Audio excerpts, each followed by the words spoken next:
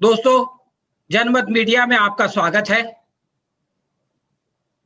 भारत में अमेरिका के चुनाव फिलहाल गांव के पंचायत चुनाव जितने पॉपुलर हो गए हैं।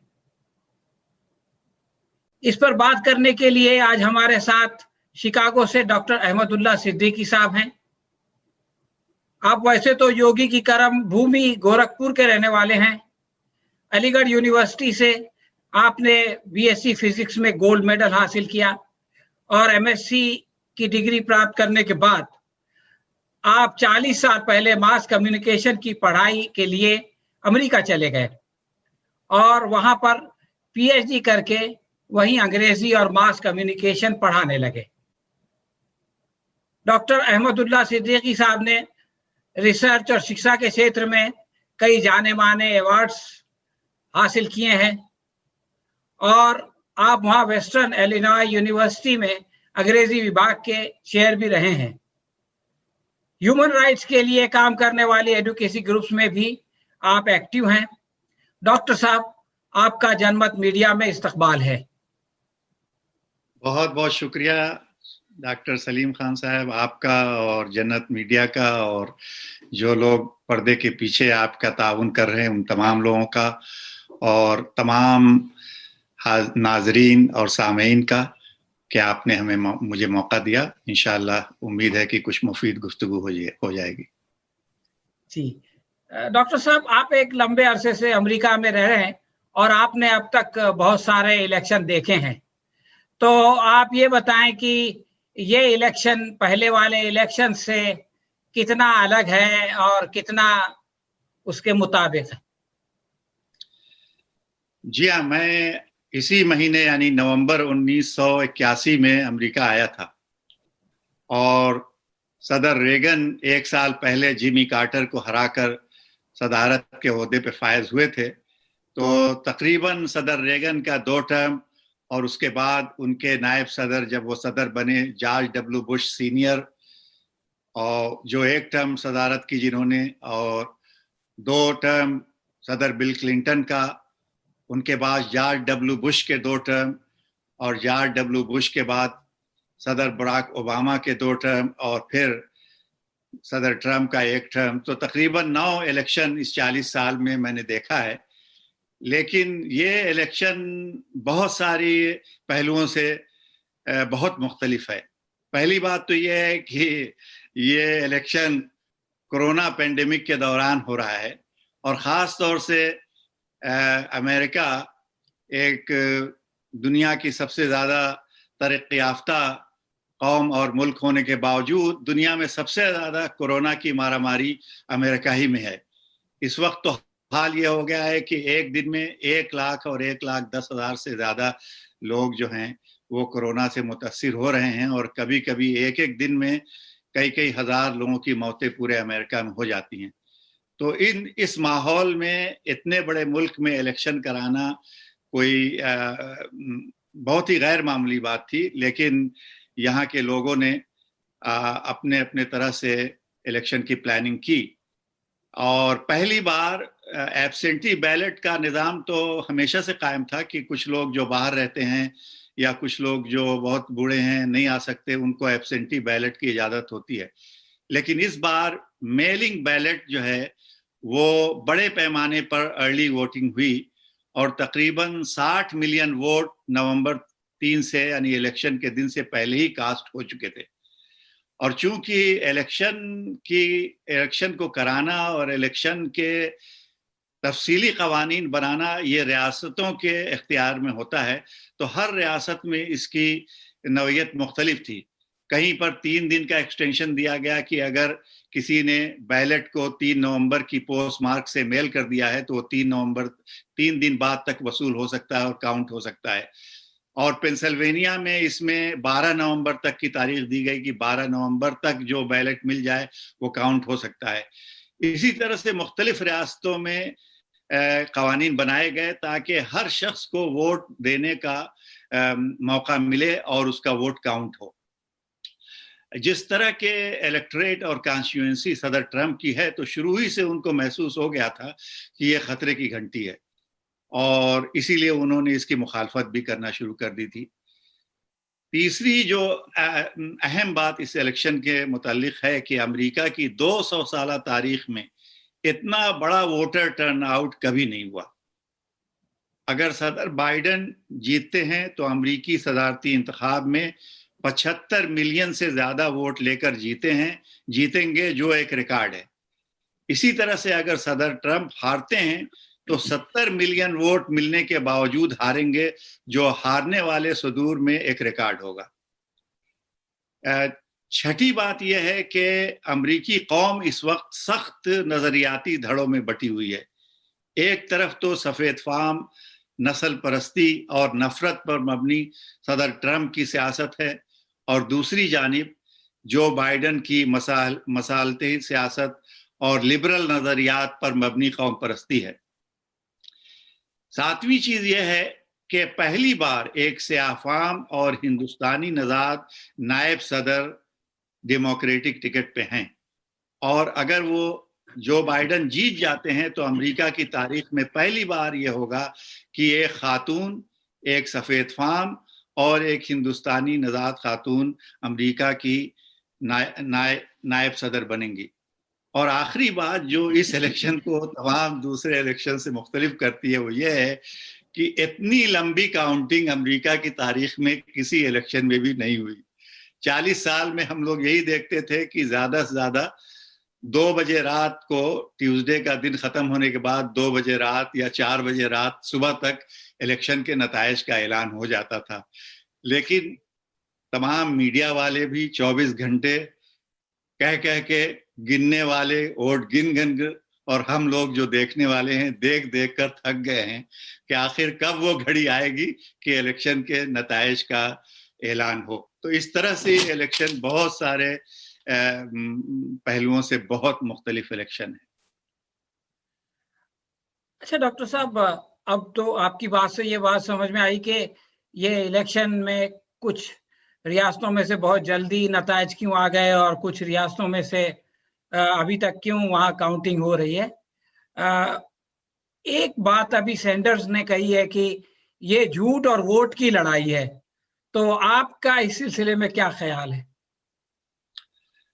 دیکھیے، صدر ٹرمپ نے شروع ہی سے ایک مہم 2016 کے الیکشن میں بھی انہوں نے جھوٹ اور پروپیگنڈے کی اور نفرتوں کی سیاست پر مبنی الیکشن لڑا، اور اس میں ان کو کامیابی مل گئی۔ حالانکہ ہیلری کلنٹن نے پاپولر ووٹ صدر ٹرمپ سے زیادہ حاصل کیے تھے، لیکن الیکٹرل ووٹ میں ان کو کامیابی مل گئی۔ صدر ٹرمپ کو پوری طرح سے احساس ہے ابھی بھی کہ انہوں نے 4 سال میں عوام کی کوئی خدمت نہیں کی ہے۔ انہوں نے جو کچھ بھی کیا ہے سفید فام نسل پرستی کو ہوا دی ہے، نفرت کا بازار گرم کیا ہے اور لوگوں کو دھڑوں میں بانٹا ہے۔ اس لیے ان کو یہ ڈر تھا کہ کہیں وہ اس الیکشن میں ہار نہ جائیں، اور جیسا کہ ان کو سمجھنے کے بعد یہ بات بہت واضح ہو گئی کہ صدر ٹرمپ ایک بہت ہی اناپرست آدمی ہے۔ ان کی ایگو اتنی بڑی ہے کہ انہوں نے اس کے سامنے اپنے بڑے سے بڑے وفادار کو بھی خاطر میں نہیں لایا۔ تو انہوں نے جھوٹ کا ایک بازار گرم کیا تھا، اور ابھی تک وہ جھوٹ کا بازار گرم ہے، اور تقریباً 40 کے قریب وکلا اس وقت وائٹ ہاؤس میں بیٹھ کے مقدمات کی طویل فہرست بنائے جا رہے ہیں۔ 24 کے قریب تو مقدمات دائر ہو چکے ہیں، جس میں سے 3-4 جو ہیں وہ مسترد بھی کیے جا چکے ہیں کورٹ میں، اس لیے کہ صدر ٹرمپ کے پاس جھوٹ کے علاوہ کوئی بات ہے نہیں۔ آپ کورٹ میں جائیں گے تو آپ کو ثبوت دینا ہوگا کہ اس الیکشن میں کیا دھاندلی ہوئی ہے۔ تو برنی سینڈرز کی مقابلہ حقیقت پسندی سے ہے اور ووٹوں سے ہے۔ بڑی ریاستوں میں ووٹوں کی گنتی چل رہی ہے جن کو بیٹل گراؤنڈ اسٹیٹ کہا جاتا ہے۔ اس میں پینسلوینیا، جس میں تقریباً 80% پینسلوینیا سفید فام لوگوں پر مبنی ہے۔ جو 20% ہے وہ اربن پینسلوینیا ہے، فیلاڈلفیا اور پٹسبرگ وغیرہ کا ایریا، जहां पर तकरीबन डेमोक्रेटिक वोटर्स की तादाद ज्यादा है। तो बुध के दिन सुबह को सदर ट्रंप पेंसिल्वेनिया में 6 लाख वोटों से जीत रहे थे, और अभी इस प्रोग्राम के शुरू होने से 5 मिनट पहले मैंने CNN पे देखा तो जो बाइडन इस वक्त 24,000 वोटों से जीत रहे हैं। तो सदर ट्रंप को यह यकीन नहीं आ रहा है कि मैंने इतना झूठ बोला, मैंने इतना इस कौम को गुमराह करने की कोशिश की, लेकिन फिर भी मेरा हशर ऐसा क्यों हो रहा है। एरिजोना जो कि तकरीबन 30 साल से रिपब्लिकन स्टेट रही है, वहां भी इस वक्त जो बाइडन 28,000 वोटों से जीत रहे हैं। जॉर्जिया जहां पर बिल क्लिंटन 1992 में कामयाब हुए थे, उसके बाद से कोई डेमोक्रेटिक सदर जॉर्जिया की रियासत से कामयाब नहीं हुआ, जहां का गवर्नर रिपब्लिकन है, जहां का मिनिस्टर ऑफ स्टेट जिसके जेर निगरानी इलेक्शन होता है वो रिपब्लिकन है, जहां का इलेक्शन ऑफिसर और डायरेक्टर रिपब्लिकन है, वहां भी इस वक्त साबिक नायब सदर बाइडन जो हैं वो 6500 वोटों से जीत रहे हैं। और नवादा जो कि कैलिफोर्निया के पास बड़ी रियासत है, जहां लास वेगस मशहूर शहर है, वहां भी जो बाइडन 21,000 वोटों से जीत रहे हैं। तो जिस तरह का कॉम्प्लिकेटेड सिस्टम वजह किया गया था कि इसमें मेलिंग बैलेट भी है, इसमें प्रोविजनल बैलेट भी है। प्रोविजनल बैलेट यह है कि अगर आपने अपना बैलेट भेजा और उसमें कोई खामी है तो आपको इलेक्शन ऑफिसर कांटेक्ट करेंगे कि आप प्रॉपर आईडी लेके आइए, आपकी या तो सिग्नेचर सही नहीं मिल रही है या कोई उसमें खराबी है। तो ऐसे भी 5-6 हज़ार 7,000 बैलेट्स हर इन चारों रियासतों में भी मौजूद हैं। फिर अमेरिकन जो मिलिट्री में और फॉरेन सर्विसेज में काम करते हैं, दूसरे मुल्कों में रहते हैं, तो इसीलिए गिनती ये लोग, चाहे वो रिपब्लिकन रियासत हो या डेमोक्रेटिक रियासत हो, बहुत ही एहतियात के साथ कर रहे हैं। 3-3 जगह उसका नोटेशन होता है। जो लोग ऑब्जर्व कर रहे हैं उसमें Republican observer, democratic observer, independent observer, वो वीडियो टेप भी होता है और लॉग भी उसका बनाया जाता है। ताकि चूंकि सदर ट्रंप जो है उन तमाम जगहों पे इन चारों रियासतों में चैलेंज करेंगे और वो कोशिश करेंगे कि इलेक्शन को किसी तरह से कलअदम करार दिया जाए, कोर्ट्स में जाएंगे। लेकिन बर्नी सैंडर्स ने सही कहा है कि आखिर में वोटों की फतह होगी, अवाम की फतह होगी, जमहूरियत की फतह होगी। अच्छा डॉक्टर साहब, अभी आपने वो बैटल ग्राउंड स्टेट्स के बारे में भी बताया, तो लगभग क्या सूरत हाल उभर कर सामने आ रही है? देखिए, इस वक्त तो सदर ट्रंप के पास 213 इलेक्टरल वोट हैं और जो बाइडन के पास 253 इलेक्टरल वोट हैं। जीतने के लिए, सदर बनने के लिए 270 इलेक्टरल वोट चाहिए। तो अगर सिर्फ 2 स्टेट में, नवादा और एरिजोना, नवादा में 6 इलेक्टरल वोट हैं, एरिजोना में 11, इन 2 रियासतों में अगर नायब सदर बाइडन जीत जाते हैं तो वो अमेरिका के नेक्स्ट मुंतखब सदर होंगे। लेकिन लगता ऐसा है कि इन चारों रियासतों में, या कम से कम अगर आप जॉर्जिया को निकाल भी दें तो पेंसिल्वेनिया में बहुत वाज़ेह है कि जो बाइडन जीतेंगे, और पेंसिल्वेनिया में 20 इलेक्टरल वोट हैं। 2016 में सदर ट्रंप 306 इलेक्टरल वोट से जीते थे। अगर इन चारों रियासतों में जो बाइडन जीत जाते हैं तो वो 306 इलेक्टरल वोट से जीतेंगे, जो कि एक लैंडस्लाइड होगा। और मुझे बस यही लगता है कि कहीं सदर ट्रंप का दिमाग न माऊफ हो जाए, इसलिए कि वो हार को कबूल करने में के लिए तैयार नहीं है। वो अभी भी बस इसी में लगे हुए हैं कि किसी तरह से जोड़ तोड़ करके सुप्रीम कोर्ट में उन्होंने अपने 5 जजेस को बैठा रखा है। मगर बहरहाल वो जजेस भी 30 साल जुडिशियल सर्विसेज में रह के आए हैं, वो कोई ऐसा फैसला नहीं दे सकते जो कानून की बिल्कुल खुल्लम खुल्ला और दस्तूर की बिल्कुल खुल्लम खुल्ला खिलाफ वर्जी करे। अच्छा डॉक्टर साहब, हमारे हिंदुस्तान के प्रेक्षक ये जानना चाहते हैं कि इस बार मोदी जी ने अमेरिका का दौरा किया और ह्यूस्टन में अब की बार ट्रंप सरकार का नारा लगाया, और उसके बाद ट्रंप को हिंदुस्तान बुलाया और अपने अहमदाबाद में उनको नमस्ते ट्रंप कहा। तो ये जो कुछ भी ड्रामा हुआ, اس کے کیا اثرات الیکشن پروسیس پہ پڑے آپ کے خیال میں؟ ہندوستانیوں کا رجحان کس طرف تھا اور کیوں تھا؟ دیکھیے کچھ نہ کچھ تو بہرحال اس کا اثر پڑا، اور ہندوتوا کی جو سیاست ہمارے ملک میں، یعنی ہمارے اس ملک میں جہاں میں پیدا ہوا، جو چل رہی ہے، تو آنے والے دنوں میں جو کچھ بھی بی جے پی کی سرکار کرنے والی ہے، جو اس کے منصوبے ہیں، تو اس کے لیے اس نے مڈل ایسٹ کے ملکوں کو تو اپنے رام کر لیا ہے، لیکن اس کو ڈر ہے کہ اگر کہیں سے آواز اٹھ سکتی ہے تو امریکہ ہے۔ تو امریکہ میں اس وقت ہندوستان کی نفرتوں کی سیاست کرنے والی تمام سیاسی جماعت اور دھڑوں کی رجسٹرڈ افیشیل لیگل شاخیں بن چکی ہیں۔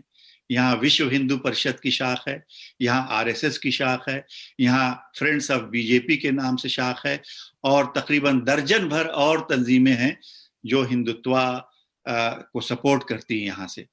تو میں یہ کہوں گا کہ تقریباً 30% ہندوستانی نژاد لوگ، انہوں نے پوری ایڑی چیوٹی کا زور لگایا، پیسہ بھی دیا صدر ٹرمپ کے انتخاب میں، ریپبلکن پارٹی کینڈیڈیٹ کے انتخاب میں، لیکن ایسا لگتا ہے کہ ان کو کامیابی نہیں مل پائے گی۔ اسی کے ساتھ ساتھ بہت سارے 3، 4، 5 ایسے لوگ جو کہ ڈیموکریٹک پارٹی میں کانگریس یعنی ہاؤس آف ریپرزینٹیٹیو کے ٹکٹ کے لیے کھڑے ہوئے تھے، اس میں ہندو اور مسلمان دونوں نے مل کر ان کو ایکسپوز کیا کہ یہ دراصل نفرتوں کی سیاست کے لوگ ہیں، ان کا direct link R S S کے لوگوں سے ہے، اور ان میں 4 میں سے 3 لوگوں کو بہت بری طرح سے شکست ہوئی ہے۔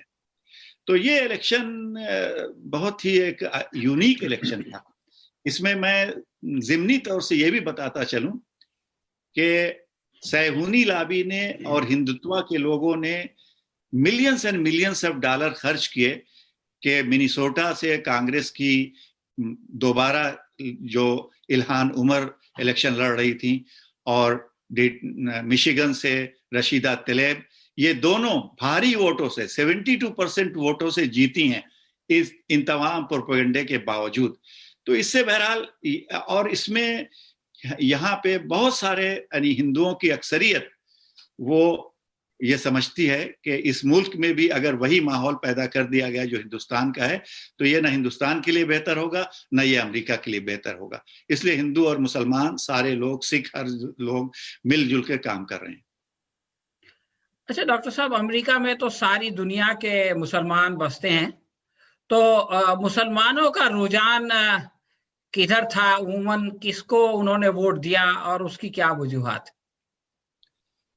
دیکھیے مسلمان بالعموم ڈیموکریٹک لیننگ ہوتے ہیں۔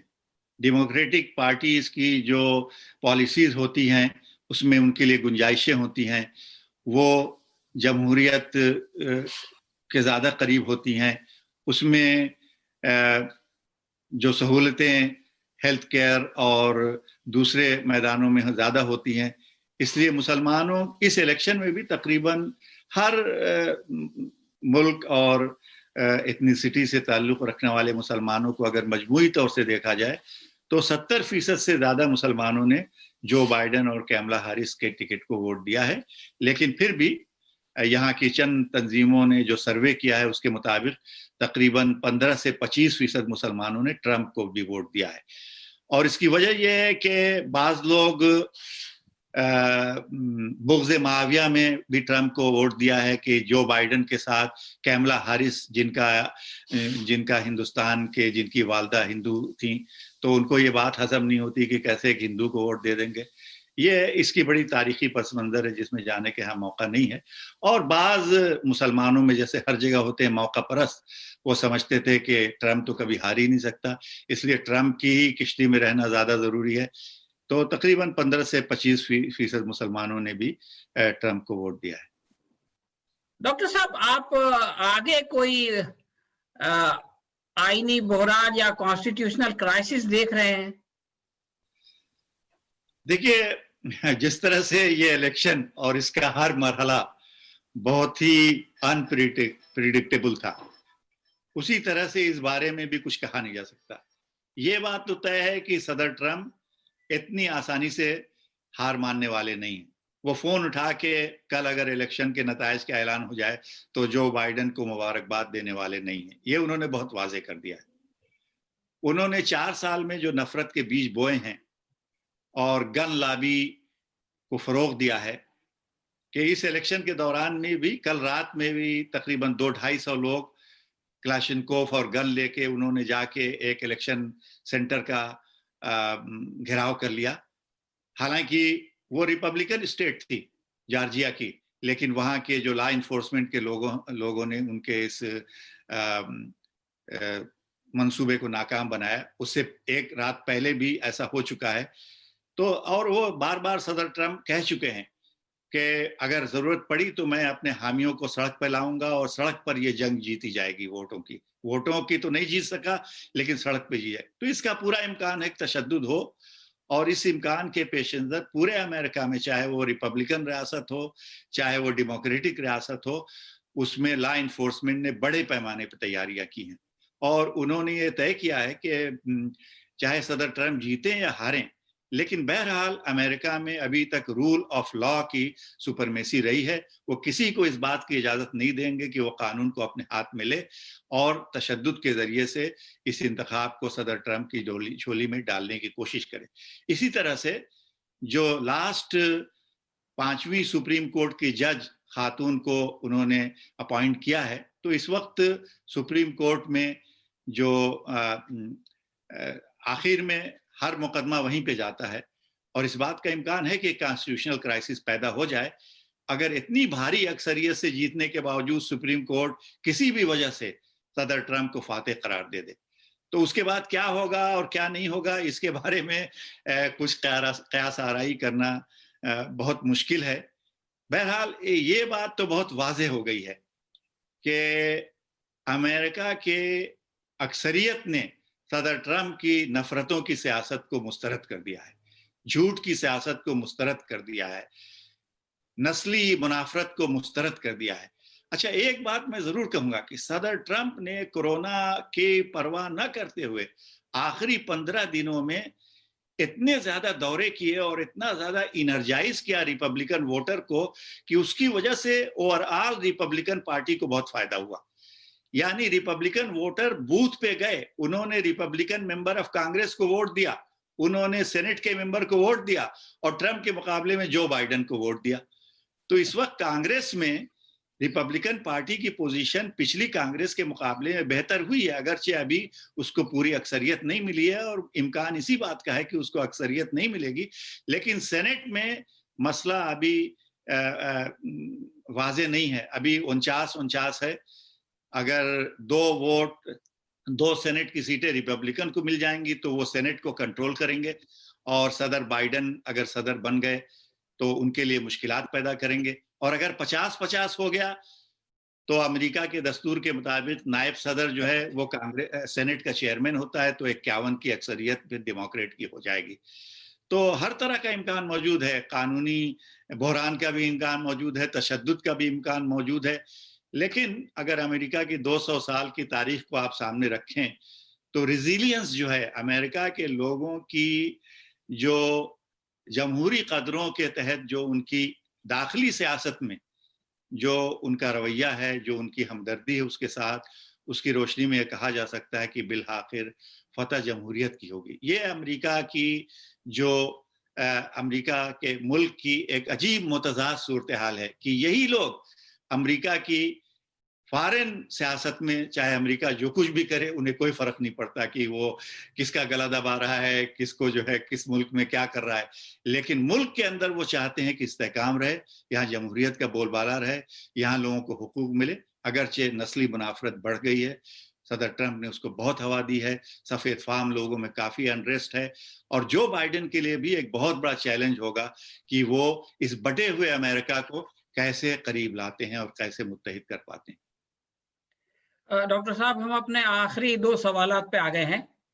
یہ جو الیکشن میں ہار جیت اور آنا جانا تو لوگوں کا لگا رہتا ہے, لیکن اس الیکشن کے نان پولیٹیکل امپیکٹ کیا ہے, اس کے بارے میں کچھ بتائیں.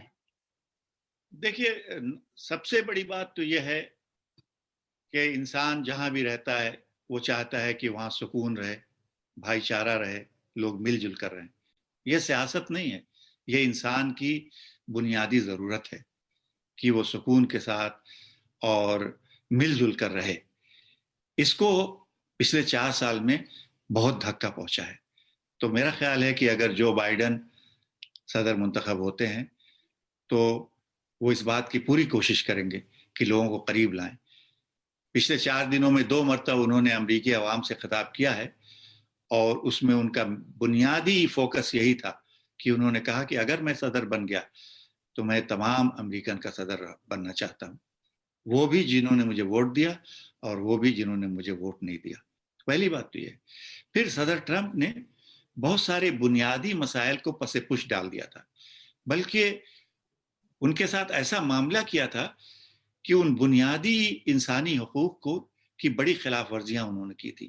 مثلا ریشیل اینڈ سوشل ہارمونی اور ریشیل اینڈ سوشل انجسٹس بڑے پیمانے پر مائنارٹیز میں، مسلمانوں میں، سفید فام لوگوں میں، ہسپینک لوگوں میں، مائنارٹیز میں یہ احساس کہ ان کا کوئی سننے والا نہیں ہے، ان کو جو ہے ہیوملیٹ کیا جا رہا ہے.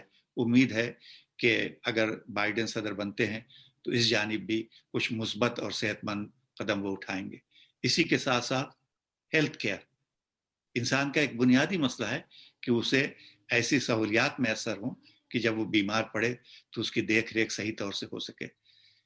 امیر لوگوں کے لیے تو کوئی مسئلہ نہیں ہے، وہ کسی بھی اسپتال میں جا سکتے ہیں، ان کے پاس انشورنس ہو یا نہ ہو وہ اپنا علاج کروا سکتے ہیں. لیکن تقریباً 40% وہ امریکہ جس کے پاس اتنا پیسہ نہیں ہے. صدر ٹرمپ نے پوری کوشش کی کہ اوباما نے جو ہیلتھ کیئر قانون وضع کیا تھا اس کو جتنا وہ کمزور کر سکتے تھے وہ انہوں نے کیا ہے، اور اس کا تقریباً 30 سے 30% حصہ جو بچ گیا تھا وہ ان کا ارادہ تھا کہ دوبارہ صدر بننے کے بعد اس کو وہ ختم کر دیتے. تو تقریباً 40 ملین لوگوں کو ہیلتھ کیئر کی سہولیات سے محروم کر دیا جاتا. بائیڈن نے یہ کہا ہے کہ وہ اپنے صدر بننے کے 100 دن کے اندر وہ اس چیز کو ریسٹور کریں گے اور تمام امریکی لوگوں کو صحت کے متعلق جو سہولیت میسر ہونی چاہیے وہ ان کو میسر ہوگی. اسی طرح سے بائیڈن نے یہ بھی کہا ہے کہ صدر ٹرمپ نے جتنے بھی مسلم بین سے متعلق ایگزیکٹو آرڈر پاس کیے تھے وہ پہلے 2 ہفتے میں ان تمام آرڈر کو ریسینڈ کر دیں گے. صدر ٹرمپ نے تقریباً 1000 ایگزیکٹو آرڈر ایسے پاس کیے ہیں جو نفرت اور بھید بھاؤ کی سیاست پہ مبنی ہیں. ان تمام کو ختم کرنے کا عہد صدر بائیڈن نے کیا ہے. ظاہر سی بات ہے کہ سب کو بیک وقت تو نہیں ختم کر پائیں گے، لیکن دھیرے دھیرے اس سے. تو امریکہ میں جب ریگن صدر بنے تھے اس وقت میں نیا امریکہ میں آیا تھا. 4 سال میں ریگن نے بھی نسلی منافرت کا ایک بازار گرم کیا تھا، سفید فام نسل پرستی کو بڑھاوا دیا تھا. اور میں ایک نیا ہندوستان سے وارث شخص، میں نے ذاتی طور سے اس کو محسوس کیا. جس یونیورسٹی میں پڑھتا تھا، جس محلے میں میں رہتا تھا، خوف محسوس ہوتا تھا. لیکن بہرحال دوسرا دور آیا، دوسرے لوگ آئے اور وہ چیز ختم ہوئی. تو آج بھی مسلمان، سفید فام لوگ، ہسپینک لوگ، دوسری مائنارٹیز خوف محسوس کرتی ہیں. تو خوف کا وہ ماحول ختم ہوگا. کلائمیٹ چینج کا ایشو، سائنس کے پہ بھروسہ کرنا، یہ صدر تو نہ سائنس پہ بھروسہ کرتا ہے، یہ تو اوہام پرستی پہ بھروسہ کرتا ہے. یہ تو اپنی نفسانی خواہش کو سمجھتا ہے کہ ہر چیز اسی کے تحت گورن ہونی چاہیے. تو میں سمجھتا ہوں کہ کلائمیٹ چینج کا مسئلہ دنیا کے لیے ایک بہت بڑا چیلنج ہے. اگر ہم نے آج اس مسئلے کو صحیح طور سے ٹیکل نہیں کیا تو اگلے 10 سال میں انڈونیشیا اور بہت سارے ایسے ممالک جو سمندر کی سطح سے نیچے چلے جا رہے ہیں وہ زیر آب آ سکتے ہیں. امریکہ میں بھی بہت بڑی تبدیلیاں ہو سکتی ہیں، بڑے بڑے سمندری طوفان آ سکتے ہیں اور امریکہ کی ساحلی ریاستوں کا آدھا حصہ سمندر کی نظر ہو سکتا ہے. تو ان تمام چیزوں پہ امید ہے کہ پھر سے توجہ دی جائے گی اور ایک سیولائزڈ اور منظم طریقے سے انسانوں کو سکھ کی اور راحت کی اور چین کی سانس لینے کا موقع مل سکے گا. ڈاکٹر صاحب آخری سوال ہے، کہ یہ جو الیکشن اور چناؤ ہوا ہے اس میں ہندوستانی سیاستدانوں کے لیے اور ہندوستان میں رہنے والے مسلمانوں کے لیے کیا سبق ہے, کیا لیسن ہے؟ یہ آخری سوال ہے, بڑا سوال ہے, اور اس میں آپ نے 2 سوال ایک ہی سوال میں کر دیے ہیں. چلیے پہلے ہندوستانی سیاستدانوں کے لیے میں سمجھتا ہوں کہ بڑا سبق یہ ہے کہ سوڈو پالیٹکس اور نفرتوں کی سیاست دیر پا نہیں ہو سکتی. یہ ہندوستان کے موجودہ سیاستداں اور حکمراں جتنی جلدی اس کو سمجھ لیں اتنا ہی ان کے لیے بہتر ہے. اور ہندوستان کے صوبائی الیکشنز میں اس کے مظاہرے ہو چکے ہیں. آپ انسانوں کو نفرت کی بنیاد پہ کتنی دیر تک بانٹیں گے اور کتنی دیر تک چلیں گے؟ نہیں. آپ نے کوئی مضمون لکھا تھا کہ جس دیے میں جان ہوگی وہ دیا رہ جائے گا. تو آپ کر لیجئے نفرتوں کی سیاست, لیکن آج نہیں تو کل آپ کو منہ کی کھانی پڑے گی. اس لیے اگر آپ ہندوستان کی ترقی چاہتے ہیں, ہندوستان کو متحد اور مضبوط دیکھنا چاہتے ہیں, تو ان نفرتوں کی سیاست کو چھوڑ کر آپ اصولی سیاست پہ آئیے, آپ انکلوسیو سیاست پہ آئیے, آپ لوگوں کو ملانے کی سیاست پہ آئیے, محبت کی سیاست پہ آئیے, امن و آشتی کی سیاست پہ آئیے. یہ ایک بہت بڑا سبق ہمیں ملتا ہے کہ صدر ٹرمپ نے پوری کوشش کی, انہوں نے اپنے سارے ریسورسز اس میں لگا دیے, لیکن اس وقت وہ مچھلی کی طرح تڑپ رہے ہیں جیسے مچھلی پانی سے باہر آ کے تڑپ رہی ہے. اور ان کے رشتہ دار اور ان کے قریبی دوست انہیں بتا رہے ہیں, صدر صاحب اب آپ مان لیجئے آپ کا دور ختم ہو گیا ہے, جتنی جلدی مان لیں گے اتنی جلدی آپ کا درد ختم ہو جائے گا, اتنی جلدی آپ کا زخم بھرنا شروع ہو جائے گا. اسی طرح سے ایک وقت ہندوستان میں بھی آ سکتا ہے جب یہ نفرتوں کی پجاری اور نفرتوں کے سیاستداں, ان کو سامنے کوئی راستہ نظر نہیں آئے گا, کوئی جائے پناہ نہیں ملے گی, اس لیے کہ اللہ کی جو لاٹھی ہے وہ بے آواز ہوتی ہے. وہاں پر دیر تو ہو سکتی ہے لیکن اندھیر نہیں ہے. تو میں سمجھتا ہوں کہ ایک بہت بڑا سبق ہے جو ہندوستانی سیاستدانوں کو سیکھنا چاہیے. مسلمانوں کے لیے میں سمجھتا ہوں کہ بڑا سبق یہ ہے کہ سیاسی حکمت عملی اور متحد ہو کر اپنے مقاصد کو حاصل کرنے میں آسانی ہوتی ہے. جہاں تک میں سمجھتا ہوں کہ ابھی بھی ہندوستان کے مسلمان متحد نہیں ہیں, حالانکہ وہ بہت ہی مشکل دور سے گزر رہے ہیں, مگر مسلکی جو تفرقے ہیں, جو سیاسی تفرقے ہیں, جو موقع پرستی کی سیاست ہے, کچھ لوگ اس میں لگے ہوئے ہیں. کچھ لوگوں کی سمجھ میں آ گیا ہے, وہ بیچارے کوشش کر رہے ہیں, لیکن تمام مسلمانوں کے لیے یہ ایک موقع ہے کہ وہ متحد ہو کر, مل جل کر اور اللہ تعالیٰ کے بندے بن کر اس ملک میں اللہ تعالیٰ کی دعوت کو عام کریں, اہل وطن تک پہنچیں, ان کو محبت کے ساتھ گلے لگانے کی کوشش کریں, ان کے دلوں میں جو نفرتوں کے بیج بو دیے گئے ہیں ان کو ختم کرنے کی کوشش کریں, اور اسی کے ساتھ ساتھ ٹھوس اور عملی اقدام اخلاص نیت کے ساتھ جد و جہد کریں. صرف تقریر کرنے سے کوئی فائدہ نہیں ہوتا. جیسے کہ بہت سارے ہندوستانی سیاستداں اور مذہبی لیڈران تقریر کرتے ہیں اور تقریر سے آگے نہیں بڑھتے, لیکن آپ کو مثبت نتائج حاصل کرنے کے لیے تقریر سے آگے بڑھنا پڑے گا. آپ کو اثار و قربانی کا راستہ اپنانا پڑے گا. ہر معاملے میں اگر آپ یہ دیکھیں گے کہ ہمارا 4 پیسے کا یہاں فائدہ ہو رہا ہے یا نہیں, تو یہ تو نہ اسلامی اقدار سے یہ بات میل کھاتی ہے اور نہ دنیا کے جو مسلمہ اصول ہیں ان سے یہ بات میل کھاتی ہے. تو یہ امریکہ کا الیکشن ہندوستان کے مسلمانوں کو آواز دے رہا ہے کہ آؤ اور متحد ہو کر اسلام کے علمبردار بن جاؤ, اپنے اخلاق کو درست کرو, اپنے کردار کو درست کرو, ایثار و قربانی سے کام لو, دوسروں کے کام آؤ, برادران وطن کے ساتھ کندھے سے کندھا ملاؤ, اپنے دشمنوں کے پاس بھی جاؤ, ان کے دلوں میں جا کر جھانکو. اس میں کچھ مشکل ہوگی, کبھی پتھر بھی آ کے لگیں گے, لیکن الٹیمیٹلی یہی چیز آپ کے لیے کامیابی کا راستہ ہندوستان میں کھولے گی. اللہ تبارک تعالیٰ سے میں دعا کرتا ہوں کہ یہاں بھی, اس ملک میں بھی, ہندوستان میں بھی, اور جہاں جہاں بھی مسلمان ہیں اور ساری انسانیت کے لیے امن کا راستہ کھلے, सलामती का रास्ता खुले और अल्लाह ताला इस दुनिया से इस कोरोना वबा को जल्द अज जल्द उठा लें ताकि इंसानियत सुकून और चैन का सांस ले। ख़त्म करने से पहले सलीम भाई मैं एक बार फिर आपका बेहद मशकूर हूँ और जनमत जो आपका चैनल है इसका भी बेहद मशकूर हूँ कि आपने एक बहुत ही बेशकीमत मौका इनायत फरमाया कि मैं अपने भाइयों और बहनों से अपने मुल्क में हजारों मील से दूर बैठकर मुखातिब हो सकूं।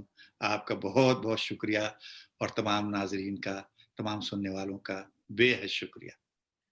डॉक्टर साहब, आपने अपना कीमती वक्त निकाला, इसके लिए हम सब आपको शुक्रिया अदा करते हैं, आपके मशकूर हैं। दोस्तों, ये थे डॉक्टर अहमदुल्ला सिद्दीकी साहब, जो हम लोगों को अपने साथ अमेरिका ले गए और ऐसा महसूस हो रहा था कि हम लोग इनके साथ अमेरिका में बैठे हुए हैं और वहाँ पर होने वाले चेंजेस को देख रहे हैं, और आखिरी सवाल में वो खुद हमारे साथ हिंदुस्तान में आके बैठ गए। तो ये एक बहुत ही खूबसूरत इंटरेक्शन था डॉक्टर साहब से, और हम उम्मीद करते हैं कि आइंदा भी कब इस तरह का मसला होगा तो हम डॉक्टर साहब को अप्रोच करेंगे और उनसे फ़ायदा उठाएंगे। बहुत बहुत शुक्रिया डॉक्टर साहब, फिर मिलेंगे। बहुत बहुत शुक्रिया आप सब लोगों का। अल्लाह ताला आप सब लोगों को, तमाम हमारे बरादरान वतन को खुश रखे, अच्छा रखे, कोरोना से महफूज रखे। अस्सलाम वालेकुम। इसी के साथ हमें इजाजत दीजिए। हम बहुत जल्द किसी नए इशू पर, किसी नए साहब के साथ आपकी खिदमत में हाजिर होंगे। शुक्रिया। खुदा हाफिज।